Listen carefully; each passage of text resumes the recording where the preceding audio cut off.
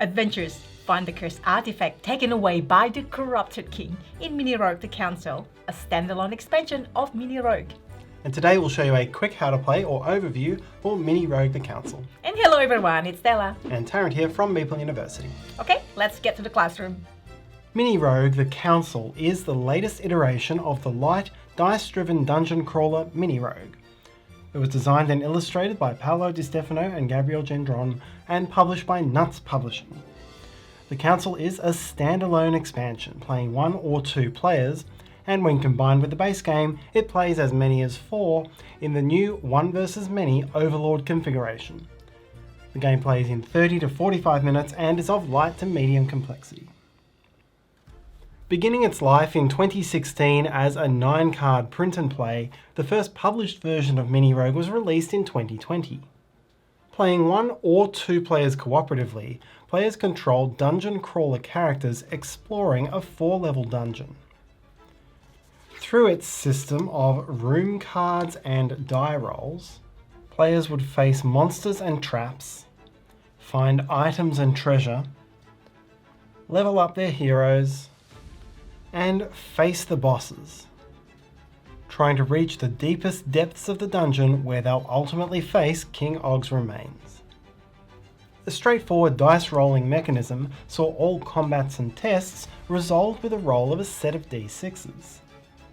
The white dice, of which a player gained more when leveling up, determined the attack damage when fighting, or the success in tests, while the black die determined the enemy's hits in combat or resolved the random findings on the various cards.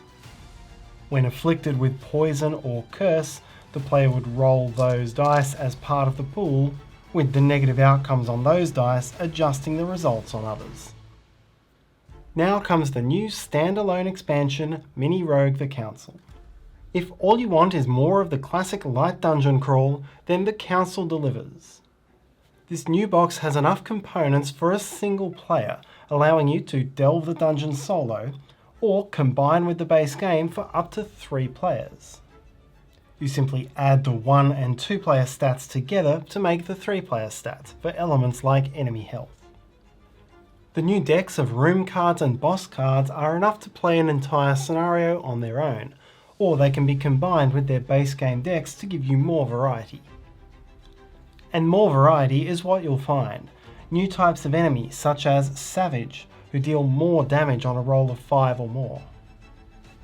Decaying enemies, who cause your food to spoil, making the delving phase even harder to manage. Ranged enemies, who hit you before you hit them. Swarms of smaller enemies requiring more individual hits to defeat, and more. New locations let you explore the world's lore. These provide some thematic choices you can choose from, with some classes of hero having better outcomes than others. But newest with the Council is the Overlord mode, in which one player takes the role of the final boss's avatar, manipulating the dungeon against the other players. To set up, the Overlord takes the board, chooses an Overlord character to play, gains 2 omen points, 3 room cards, and the shuffled deck of reinforcement cards.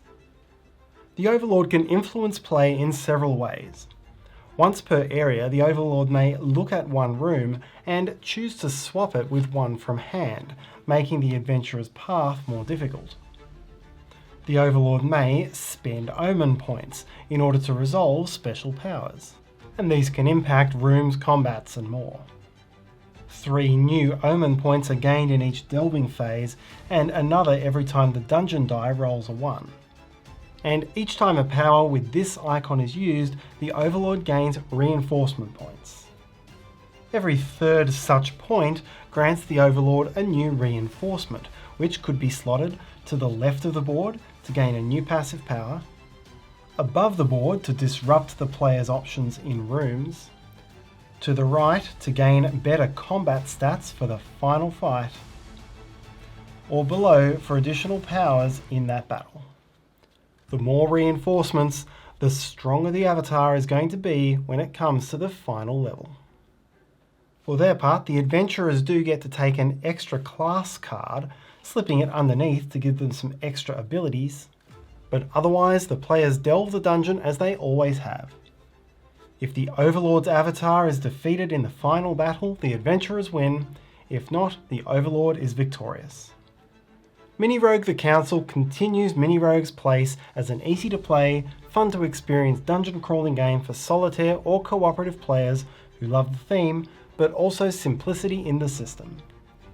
Di Stefano's and Gendron's cute illustrations continue to set the mood as they ever have. Overlord offers the first chance to play the game competitively, and for those who like to roleplay some conflict, to experience the story from opposite sides of the table. There will also be a new solo and 2-player campaign which will come with the game. And that's our quick how to play for Mini Rogue the Council. And do check out the project page for the game, we'll put a link to that in the description below. And thanks so much for watching. Your like and comments are much appreciated. Subscribe to see what's coming, and hopefully you have a wonderful day. See you next time.